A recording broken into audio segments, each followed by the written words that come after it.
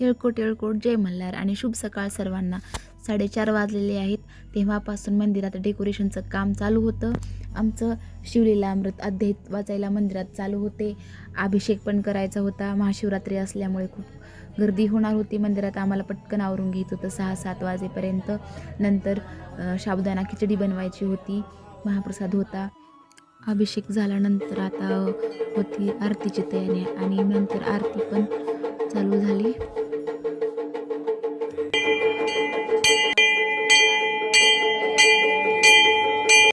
आरती करून घरी गेली मी. परत मला मंदिरात यायचं होतं फोटो काढण्यासाठी म्हणून परत आले ही व्हिडिओ काढण्यासाठी.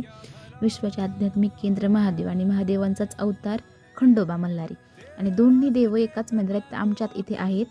मग ते झाल्यानंतर आम्ही गेलो विठ्ठल रुक्मिणीच्या मंदिरात. तिथं मंदिरात म्हणजे मंदिराचं काम चालू आहे त्याच्यामुळं विठ्ठल रुक्मिणी आमची सभागृहात आहेत. तिथं दर्शन घेतलं विठ्ठल रुक्मिणीचं. थोड्या वेळ मंदिरामध्ये बसलो आणि मग नंतर घरी आलो. बाय. तर महाशिवरात्रीची ही सकाळची पूजा झाली. तर संध्याकाळची पूजा पण तुमच्यासोबत शेअर करेल पार्ट 2 मध्ये.